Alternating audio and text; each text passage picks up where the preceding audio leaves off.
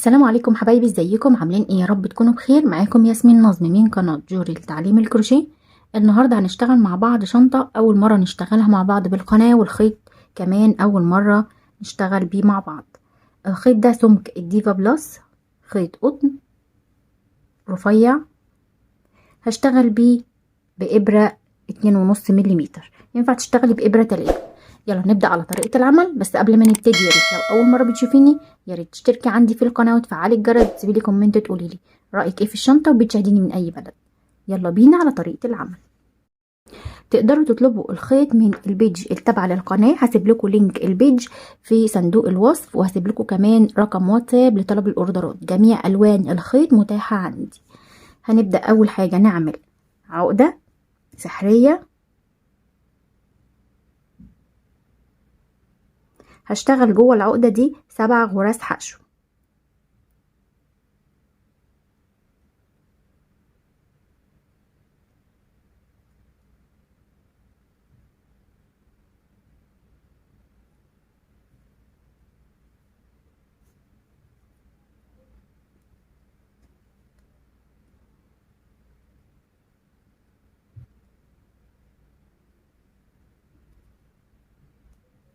اشتغلت 7 غرز حشو، هسحب الخيط واقفل الدايرة، وهشتغل هنا في أول غرزة بتقابلني تحت الحلقتين اشتغل غرزة منزلقة، ودي كده كونت 8 حلقة، يعني أنا كده معايا 8 حلقات. هرتفع سلسلة وهفصل الخيط. هبدأ أدخل لون جديد. هدخل في أي حلقة تحت الحلقتين،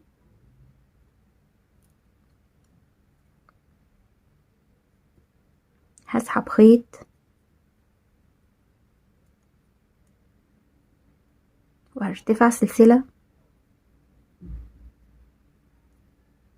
2، وفي نفس الحلقة هشتغل عمود بلفة، وهاخد الخيط ده معايا تحت الشغل.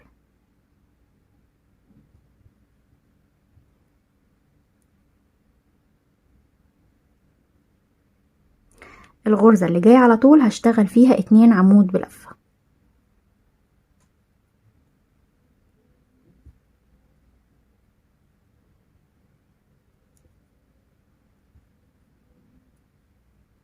في كل غرزة بتقابلني هشتغل فيها 2 عمود بلفة.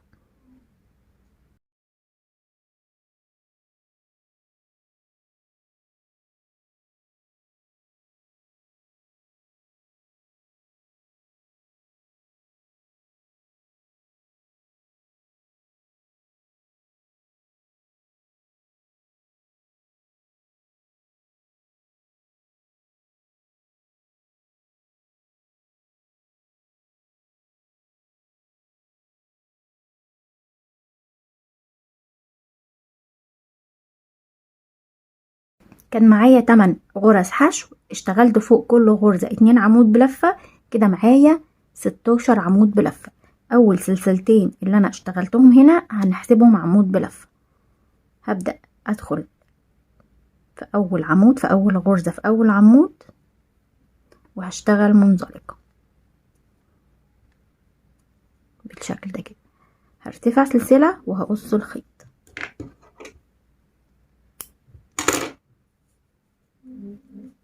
هبدأ ادخل لون جديد.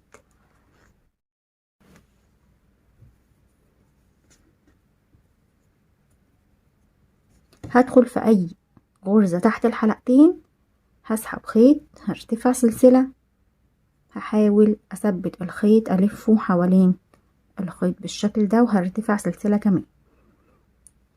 هرتفع تالت سلسلة وهروح على الغرزة اللي جاية، هاخد غرزة حشو،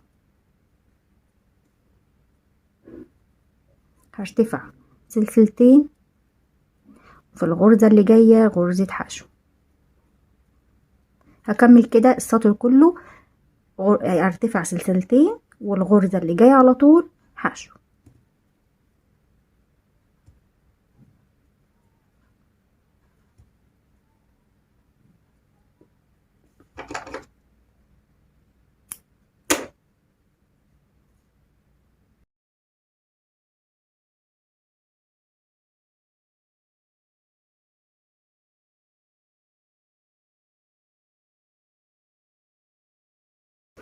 اخر حاجة اشتغلتها غرزة حشو، وهرتفع سلسلتين، وهدخل هنا مكان اول سلاسل ارتفعتها هدخل واشتغل غرزة منزلقة، وهرتفع سلسلة وهقص الخيط.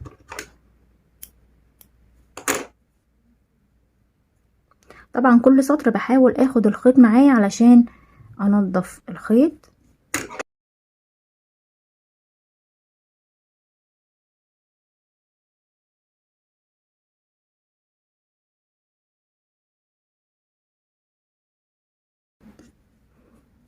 هدخل في اي غرزة من الغرز، بس في الحلقات في السلاسل، يعني مش باجي اشتغل تحت غرزة الحشو اللي انا اشتغلتها، لا انا بشتغل مكان الفراغ اللي كونه السلسلتين الارتفاع. هدخل هسحب خيط، هلف الخيط بالشكل ده، وهرتفع 3 سلاسل. بعد كده هاخد لفتين واشتغل عمود بلفتين، هخرج من حلقتين في حلقتين في حلقتين، وده كده كأنهم اتنين عمودين بلفتين، يعني عمودين كل عمود بلفتين.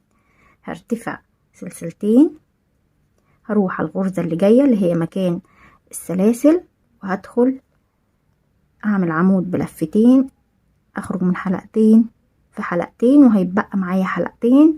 هكمل العمود التاني، هخرج من حلقتين في حلقتين، وهيبقى معايا 3 هخرج منهم. هرتفع سلسلتين وهكمل بنفس الطريقة 2 في 2، وهيبقى معايا حلقتين. هكمل تاني عمود 2 في 2، وهيبقى معايا 3 هخرج منهم. كده انا اشتغلت 3 مجموعات. هكمل المجموعة الثالثة، ارتفع سلسلتين، وهكمل المجموعة الرابعة.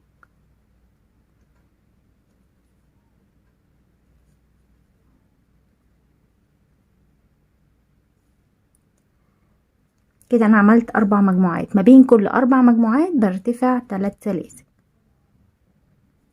وهكمل 4 مجموعات تاني، ما بين كل مجموعة ومجموعة 2 سلسلة.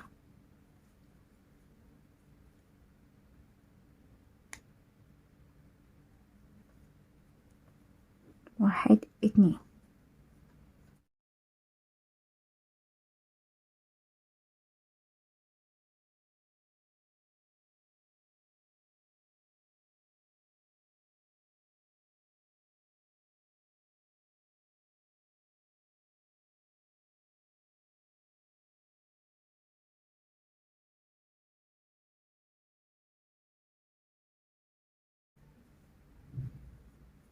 كده اشتغلت 4 مجموعات، هرتفع سلسلة 2 3، وهكمل تاني مجموعتين زي دول هنا. كده خلاص انا اشتغلت ما بين كل 4 مجموعات 3 سلسلة، وما بين كل مجموعة ومجموعة سلسلتين. كده خلاص معايا دي اخر رابع مجموعة. هرتفع 3 سلاسل 1 2 3، وهدخل هنا في اول، بسيب السلاسل وبروح في اول عمود بلفتين تحت الحلقتين، وبشتغل منزلقة بالشكل ده كده. هرتفع سلسلة وهفصل الخيط وادخل لون جديد.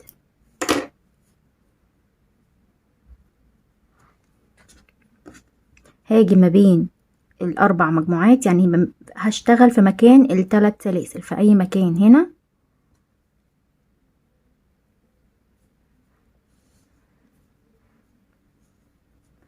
هسحب خيط وارتفع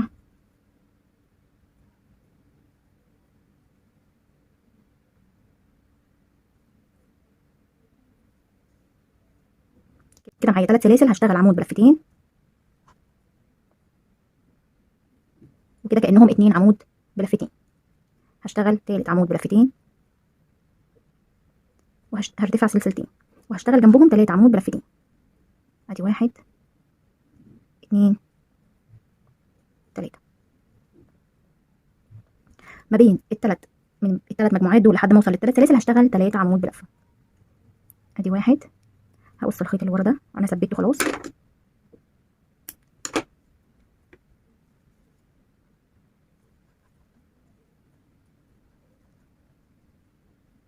اللي جايه هشتغل فيها برضو 3 عمود بلفه، وبرضو تالت فراغ هنا اللي فيه سلسلتين بشتغل فيه 3 عمود بلفه. ما بين الفراغات في 3 سلاسل بشتغل 3 عمود بلفتين،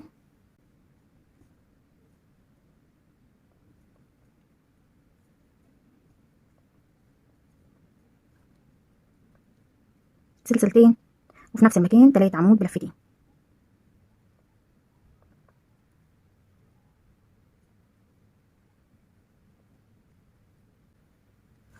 بعد كده هنا في ال3 اماكن لحد ما اوصل لل3 سلاسل بشتغل 3 عمود بلفه.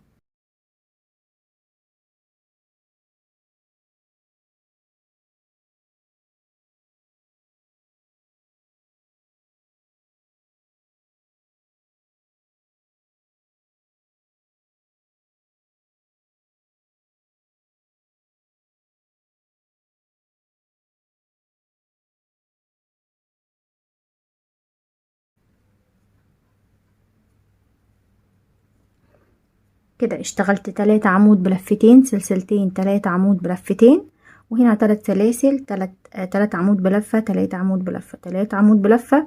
وفي مكان ال3 سلاسل اللي هو ما بين ال4 مجموعات بشتغل فيه بنفس الطريقة 3 عمود بلفتين، سلسلتين، 3 عمود بلفتين.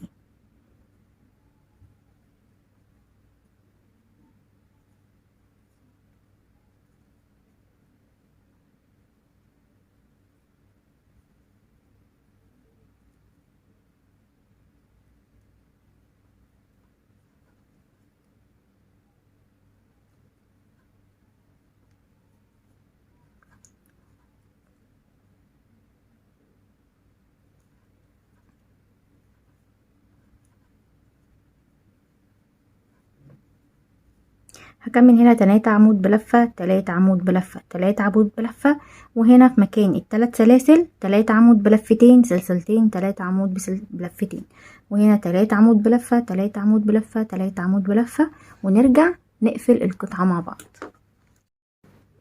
كده خلاص انا خلصت القطعة. هقفل هنا في اول عمود بلفتين اشتغلته، مش هقفل في السلاسل، انا هقفل هنا في اول عمود تحت الحلقتين. هرتفع سلسلة واسحب الخيط.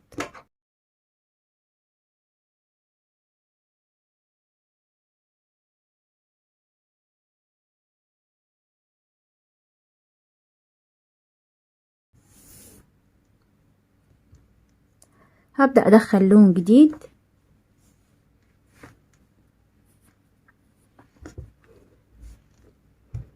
هاجي هنا في 4 زوايا، هنا هشتغل في اي زاوية منها.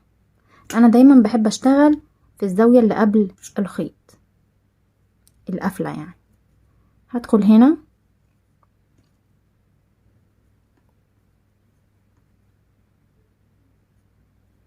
هرتفع سلسلة 2 3 4، وفي نفس المكان هشتغل غرزة حشو.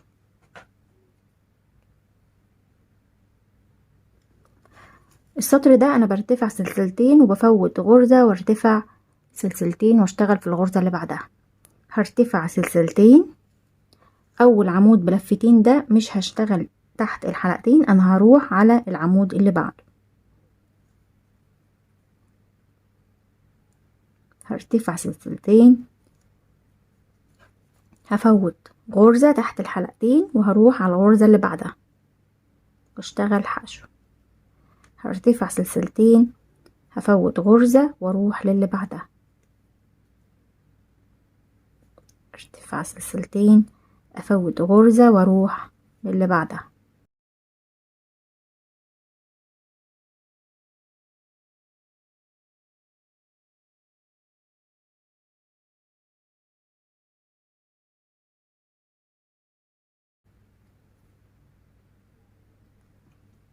هنا معايا 3 عمود بلفتين، هسيب الغرزة اللي انا قفلت فيها منزلقة وهروح للي بعدها هشتغل حشو. هرتفع سلسلتين وهشتغل هنا في الفراغ، بفوت العمود ده وبشتغل هنا في الفراغ حشو، وهرتفع سلسلتين وفي نفس المكان حشو، هرتفع سلسلتين، هفوت اول عمود وهشتغل هنا.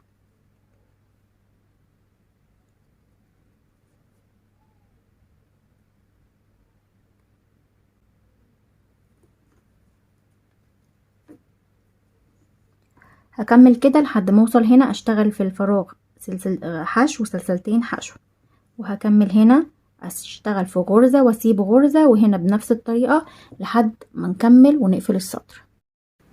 كده انا اشتغلت في كل فراغ غرزتين حشو. هاجي هنا مكان السلسلتين هشتغل 2 حشو، وهرتفع سلسلتين وفي نفس المكان هشتغل 2 حشو.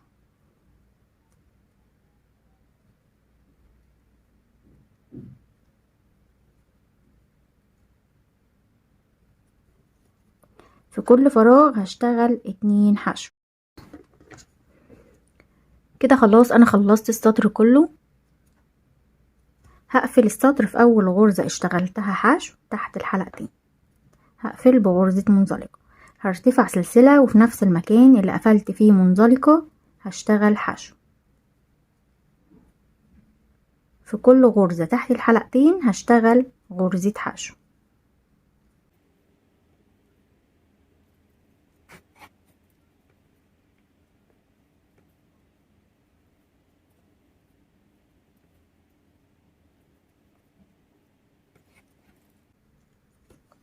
هاجي هنا في الفراغ انا كده غرزتين الحشو اللي اشتغلتهم هنا اشتغلت فوق كل غرزة غرزة، باقي معايا سلسلتين هشتغل فيهم 2 حشو، باقي معايا هنا 2 حشو هشتغل. وخلي بالنا قوي لان اول غرزة دي الغرزتين الحشو جايين عليها، فحاولي ان انتي تشتغليها ما تنساهاش. تحت الحلقتين هشتغل غرزة والغرزة التانية اهي، يعني في المربع ده بشتغل 6 غرز حشو. كان معايا غرزتين حشو هنا اشتغلت فوقيهم، وكان معايا سلسلتين اشتغلت فوقيهم برضو غرزتين، وكان معايا هنا غرزتين اشتغلت فوقيهم 2 حشو، يعني هنا 6 غرز في الزاوية دي كده. هكمل تحت الحلقتين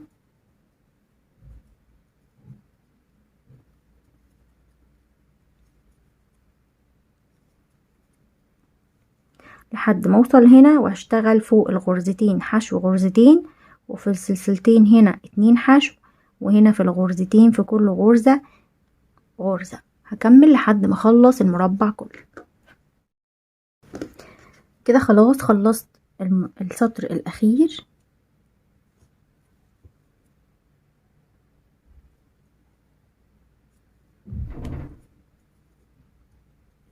هقفل بغرزة منزلقة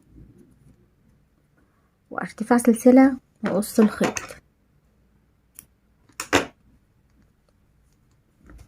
الشنطة هتستهلك 12 مربع بالشكل ده، طبعا نوعيهم بألوان اللي انت عاوزاها، او ممكن كلهم تعمليهم بنفس اللون. تمام. هبدأ دلوقتي اجمع الشنطة، هجمعها باللون البيج اللي هو اللون السطر الاساسي. هجيب المربعين بالشكل ده كده،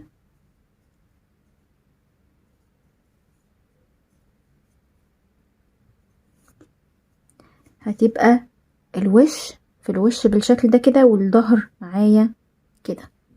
هبدأ دلوقتي ادخل الابرة هنا. كان معايا الغرزتين الحشو اللي انا كنت بشتغلهم في السلسلة، بسيب الغرزة وبشتغل في تاني غرزة هنا، وتبقى اول غرزة من هنا دي.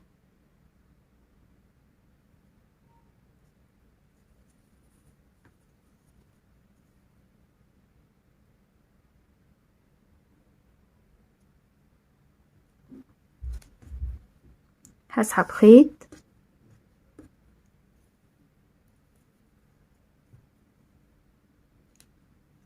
هرتفع سلسلة، وفي نفس المكان هشتغل غرزة حشو.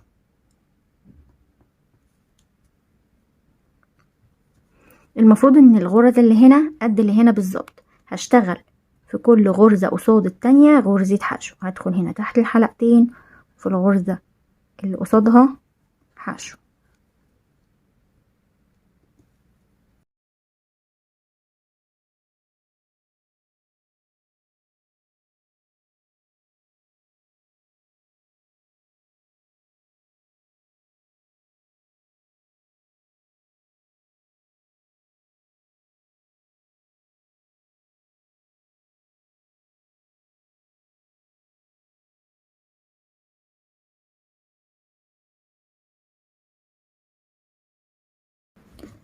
كده انا خلاص خلصت غرز حشو لحد ما وصلت هنا الغرزة من غرزتين الحشو. الغرزة الاولى، الغرزة التانية دي بتبقى لما باجي اجمع السطر. ادي الغرزة الاولى اهي، والغرزة الاولى انا ما اشتغلتش فيها. هجيب المربعين التانيين بنفس الطريقة بالظبط،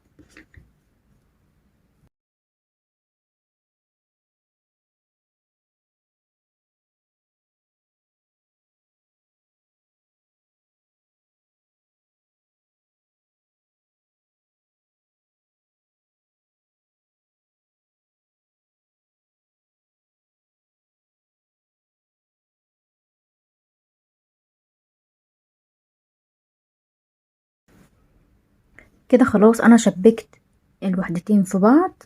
هرتفع سلسلة، هقص الخيط، وده الشكل. هبدأ دلوقتي اجمعهم من هنا، هتنيها بالشكل ده كده، وبنفس الطريقة بغرز الحشو.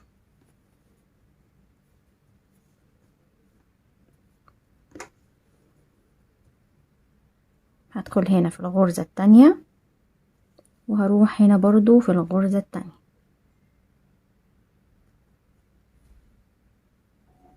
هسحب خيط وهشتغل، هرتفع سلسلة وفي نفس المكان هشتغل حشو.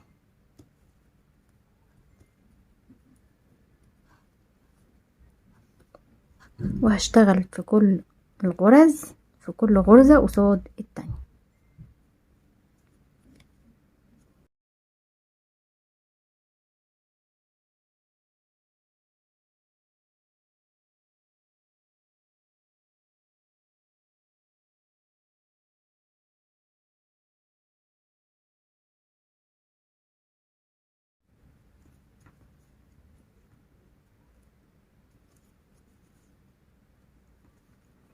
كده خلاص انا خلصت المربع الاول. هروح على المربع التاني، هرتفع سلسلة واروح على الغرزتين الباقيين معايا،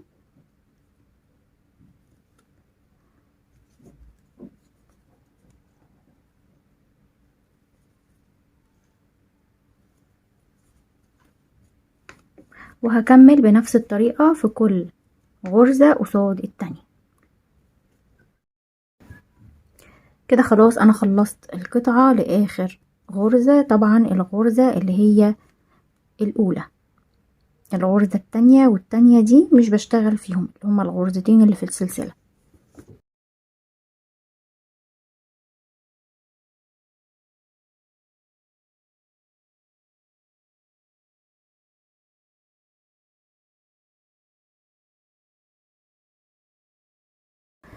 هبدأ ادعمها بفازلين. الفازلين اللي هو بيستخدم في الشنط القماش، وطبعا الخيط بما انه طري فانا هدعمها بيه.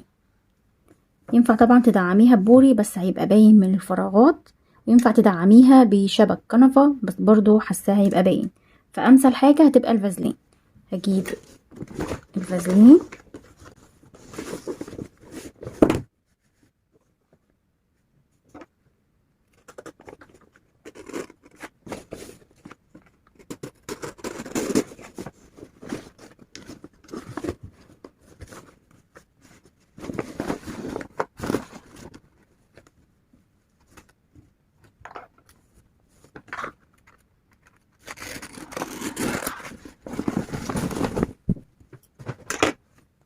الفازلين فيه وجه بيلمع بالشكل ده، ووش التاني مطفي. انا الوش المطفي ده اللي بيلمع ده بيبقى من تحت.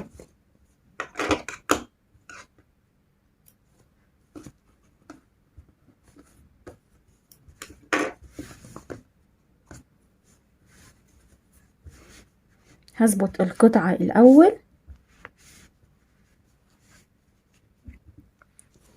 وطبعا قطعة الفازلين مش لازم تبقى معدية الحدود عشان أعرف أشتغل بعد كده على القطعة.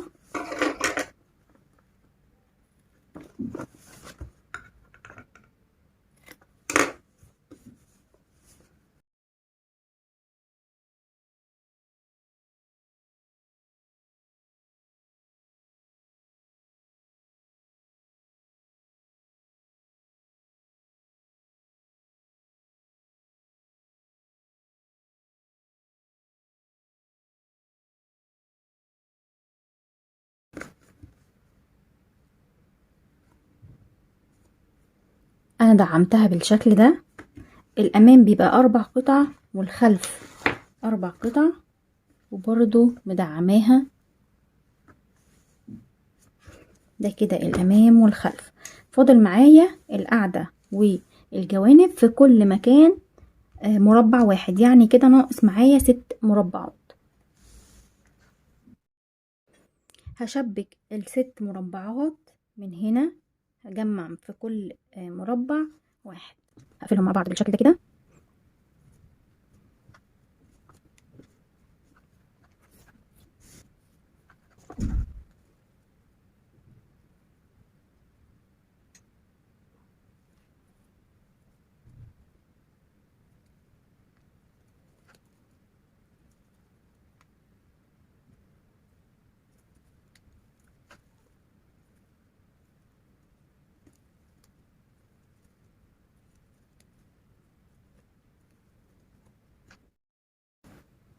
كده خلاص انا جمعت الوحدتين بالشكل ده.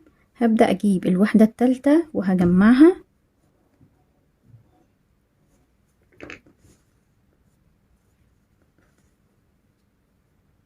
لازم يبقوا الوحدتين في وش بعض بالشكل ده. وبعد ما اجمع دول هفردها واجيب الوحدة التالتة الرابعة، وبعد كده هجمعها واجيب لحد ما اشبكهم كلهم بالطول. هخلص المجموعات كلها ونرجع نكمل مع بعض. كده انا جمعت المربعات كلها في بعض بالشكل ده كده. هبدأ ادعمهم برضو بالفازلين ده زي ما اتفقنا. القطعة اللي بتلمع الوش ده بيبقى هنا على ظهر المربع.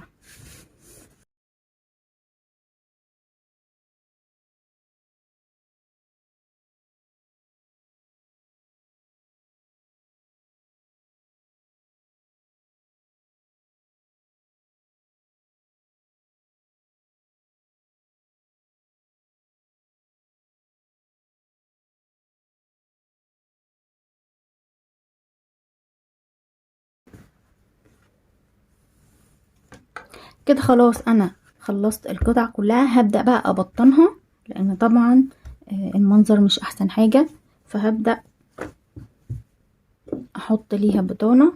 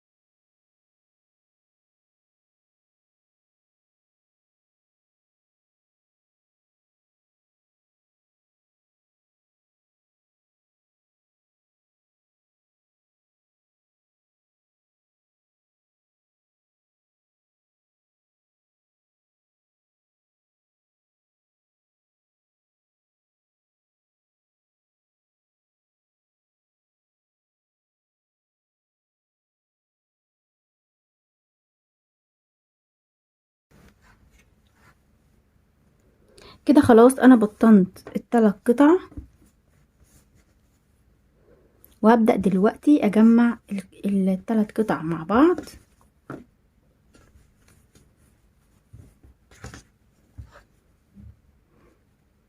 زي ما قفلت المربعات هنا مع بعض، هقفل القطع الجناب والامام والخلف بالقاعدة، هقفلهم برضو مع بعض. هجيب الوش هيبقى في الوش بالشكل ده كده.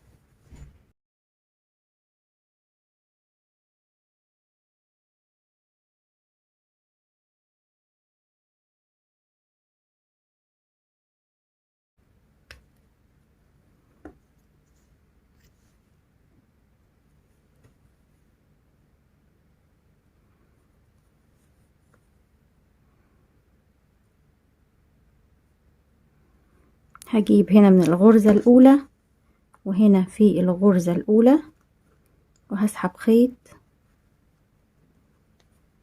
وفي نفس المكان هشتغل حشو.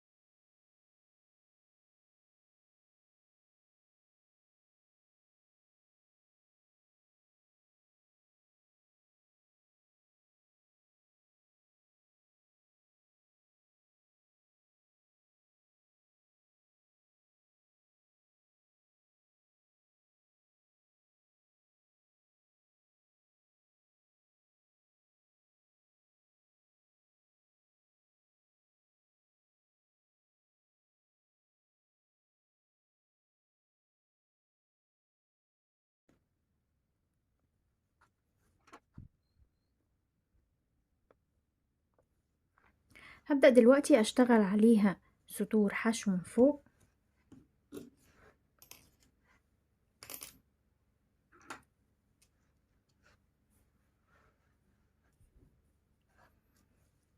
هشتغل هنا من الجنب،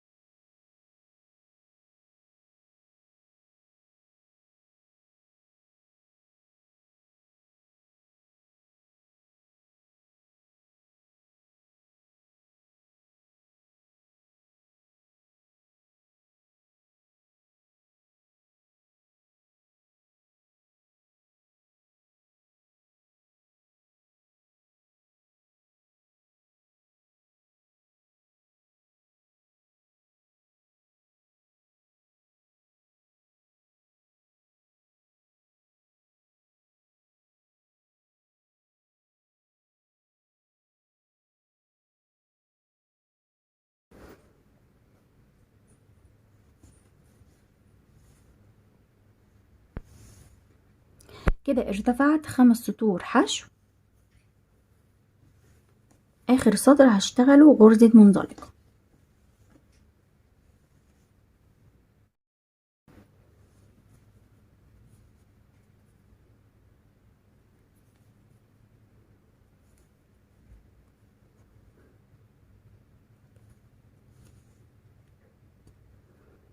في كل غرزة تحت الحلقتين هشتغل غرزة منزلقة.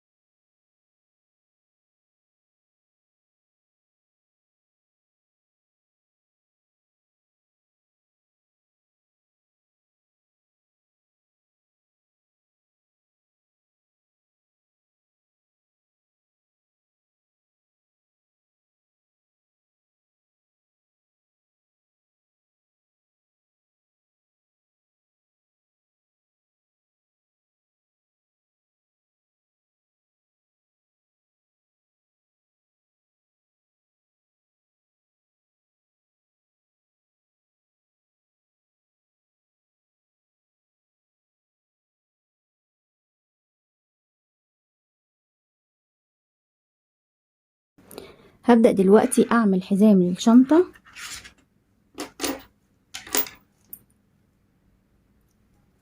هركب الحلقتين دول هنا.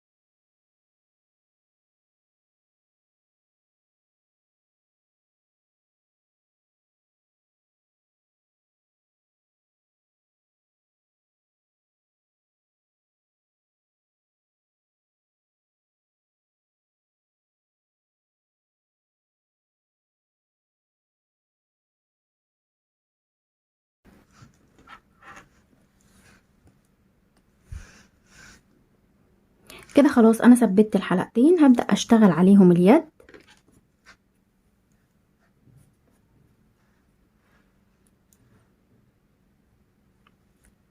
هسحب الخيط وارتفع سلسلة وهشتغل غرز حشو. 1 2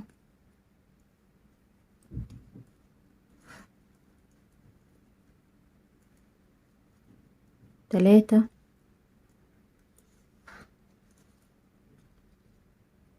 4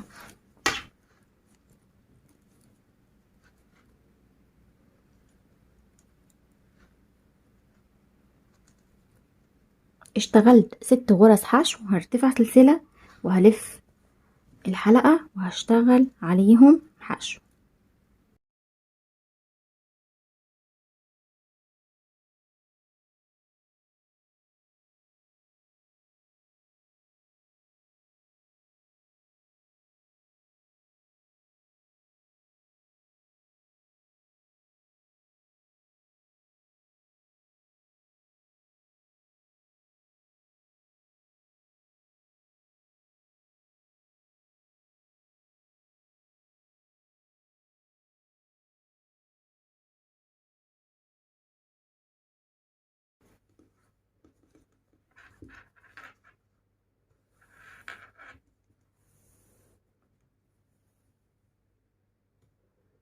كده خلاص انا خلصت اليد. هي هتبقى شنطة كتف. لو عايزة تعمليها يد كروس بتتكبريها طبعا مثلا متر، حسب طبعا الطول المناسب للشخص اللي هيلبسها.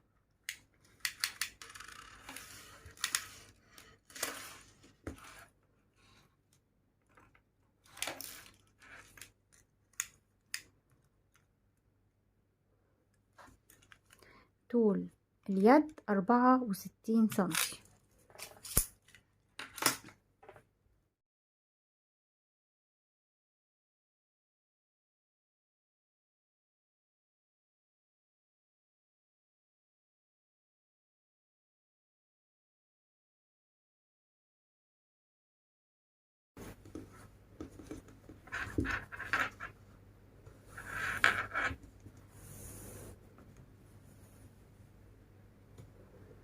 كده خلاص انا خلصت اليد. هي هتبقى شنطة كتف. لو عايزة تعمليها يد كروس بتتكبريها طبعا مثلا متر، حسب طبعا الطول المناسب للشخص اللي هيلبسها.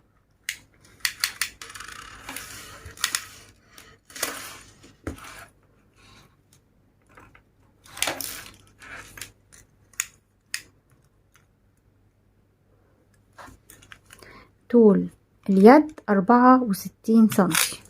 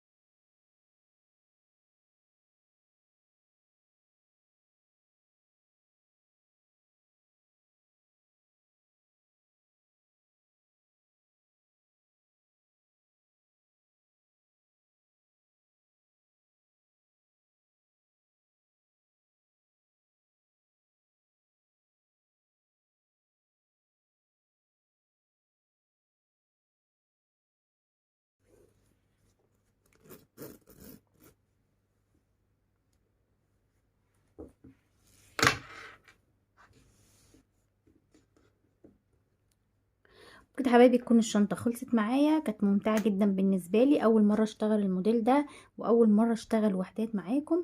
ان شاء الله تقدروا تنفذوها بكل سهولة وتعجبكم. لو عجبك الفيديو ما تنسيش تحطي لايك للفيديو واشتركي في القناة وفعلي الجرس وسيبي لي كومنت قولي لي رأيك في الشنطة، وبتشاهديني من اي بلد. انتظروني ان شاء الله في فيديو جديد، والسلام عليكم ورحمة الله.